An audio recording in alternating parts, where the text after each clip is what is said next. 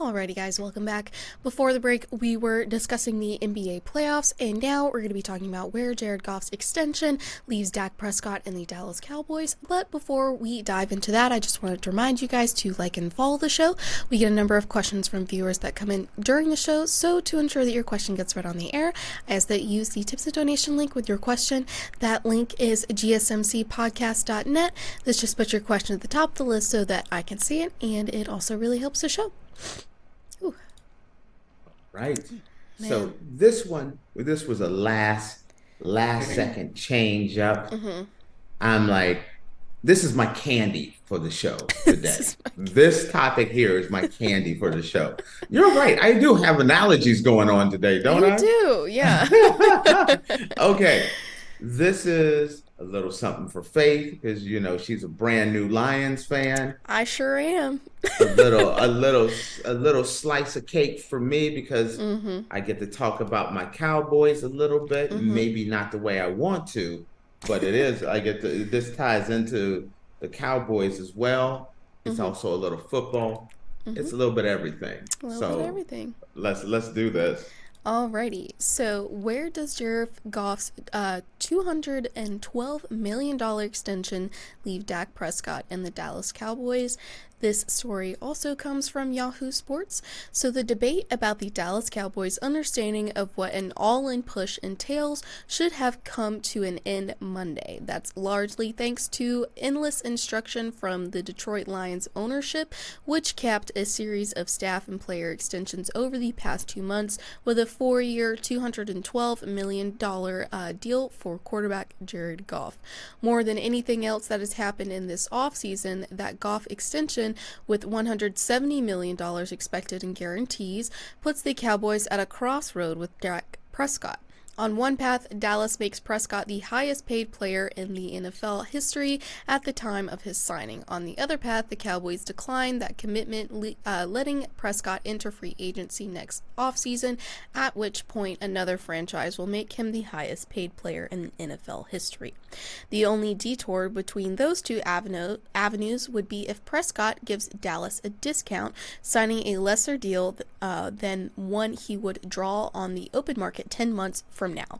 That's the unanimous opinion of multiple sources with experience in these scenarios, including team executives and prominent NFL agents who have negotiated top quarterback deals, all of whom have watched Dallas linger a step behind the market on the extensions for Prescott and the wideout CeeDee Lamb. They're in the same spot Detroit was with Goff and Sewell. One prominent agent said Penei Sewell. So they Sewell. have Oh. they got some doozy names. Okay, you got Jared Goff, that's an easy one. Amon-Ra St. Brown, that's another one. Penei Sewell, another one. Just toss those out there because I know you're gonna have 99 problems with those. Yeah, okay. So one prominent agent said on Monday night, Detroit did the work and got it moving, and Dallas is just watching the prices go up. They're an entire year late on a couple of deals.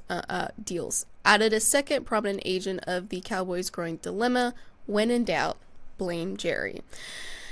Oh.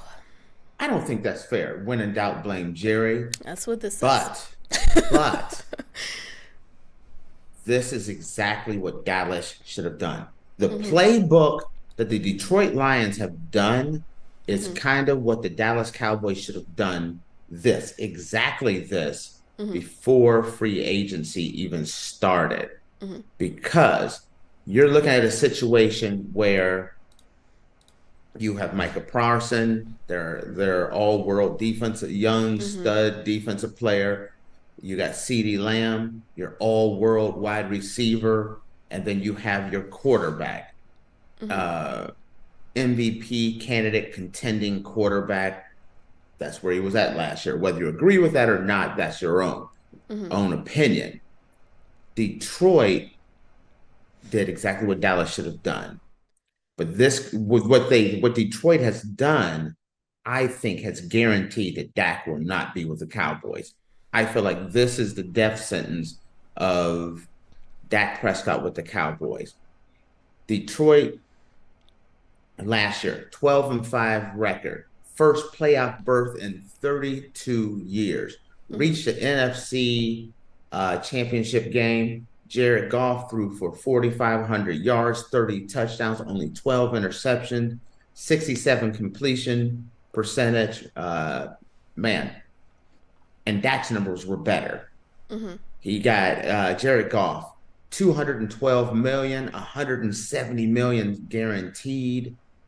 The big one is Jared Goff is now the second highest paid quarterback in the NFL behind Joe Burrow at $53 million a year. Mm-hmm. And that's the problem. There's no way in the world Dak is going to take anything close to what Jared Goff has. As far if you are Dak Prescott and you look around and you say, listen, I'm way better than Jared Goff. That's what Dallas, I mean, that's what Dak's team's gonna say. His family, his agent, Dak, everyone's gonna say that. And I don't think Dak is wrong by saying that. So, perfect situation. I think 53 million a year for Dak would be great.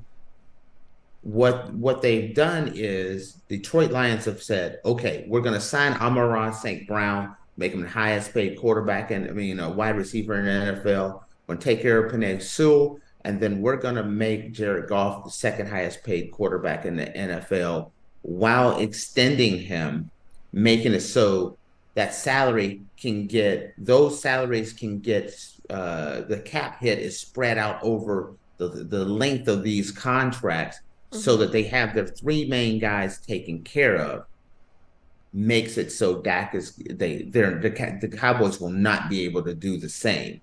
Mm-hmm. Dak's not going to take a team friendly contract. He's not going to take a $53 million contract. Dak's going to be looking at that 58, 59, 60 something million-dollar contract. They weren't able to spread this out over time. So there's a $40 million cap hit this year. Man, this makes it so to me, it's impossible for Dak to take anything around this contract. So Dak's going to want more than Jared Goff. Jared Goff has just set the market for Dak Prescott that it's going to be a $58 million, $60 million a year contract. I just don't see how Dallas comes to any type of agreement. To me, this kind of sets it so Dak is leaving. For Jerry Jones, if I'm Jerry, I walk in there and you say, listen, this is what Jared Goff just got, 53. We'll come in, we'll sign you for 55 and run that over the next 4 years, 55 a year. I don't think Dak would take it. That's the problem. I think that, and Dallas is in major trouble. If Trevor Lawrence walks in there and he gets his contract next, it resets it because that means Trevor Lawrence is definitely going to want more than Jared Goff. And I think he should want more, even though he might not have done as much. Mm-hmm. But Trevor Lawrence is going to want more. I could see the Jacksonville Jaguars trying to run to get in line to sign next because Trevor Lawrence, the next two guys are going to want more than both what Jared Goff has received or Joe Burrow.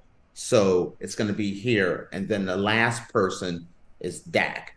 Dak's going to go into free agency, and he's gonna blow the cap off of the NFL salary this year. Not this year, maybe next year, because he's going to wait to be a free agent.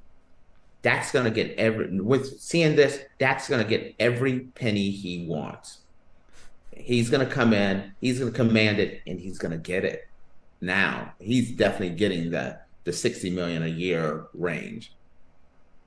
Faith is shaking her head. What do you say on that one? And Faith, before you comment, now looking at this, knowing that, hey, I can't be franchised.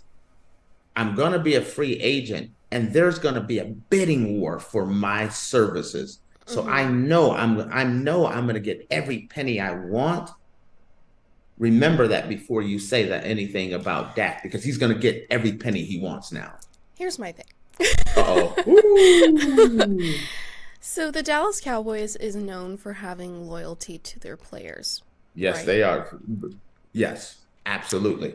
Not only that, Dallas has been very loyal to their players, and their players make so much money off the field and endorsement. Being the quarterback of the Dallas Cowboys is worth hundreds of millions of dollars. So, go ahead. If the Dallas Cowboys are known for their loyalty for their players, and Dak Prescott is like name brand Dallas Cowboys quarterback at the moment, I just it's so, this whole situation to me is just so like icky, because Dak Prescott's gonna do whatever he can to be known as the highest paid quarterback in the NFL, and it's like, do you have to do that this year? Can you not wait, And well, that's the thing. Dak wants to wait. Dallas has been wanting to sign Dak before all this happened. Dak's just not willing to, because he knows he plays this year out. If he's betting on himself. As long as he doesn't get injured, he's going to he's going to get a massive contract. Walking in as free agent, I think Dak wants a fully guaranteed massive deal. Something that Dallas there's a salary cap. Dallas will not be able to pay Dak the money he wants. I feel like it's over. If you only have so much, you're legally allowed to only pay so much. No, yeah, I understand that. But, wait a year. Yeah, I personally, when I look at these, well, that's what Dak is doing. Dak is waiting a year because Dak is going to walk away from Dallas. I don't see any way possible Dak stays in Dallas. I think, number one, when you look at the numbers, my number one goal is sign Micah Parsons, sign CeeDee Lamb, let Dak walk. That's what I would love to see the Dallas Cowboys do. I don't think the money that Dak is going to want, I think it's just going to be crazy. I think what the Detroit Lions are doing, Detroit, which has just been a dumpster fire for a lifetime, not the last decade, not my lifetime, my daddy's lifetime. Yeah. It's like, overall, they've been Detroit is doing everything right, making sure they retain. Oh yeah, they ain't messing around now. No, this is not your daddy's Dallas, Detroit Lions. They're keeping their offensive coordinator. They're making sure their all-world wide receiver Amon-Ra St. Brown is taken care of. They're making Sewell's taken care of. I am loving these Detroit Lions. Man, they're doing everything right. I think it's amazing. Yep. Well, I guess we'll have to wait and see what's going to happen after the 2024 season. But with that, guys, we are going to take another short break, and when we come back, we're going to be talking about how the UC president recommends UCLA pay Cal Berkeley $10 million per year for the next 6 years. So make sure you guys stick around, and we will be back in a minute.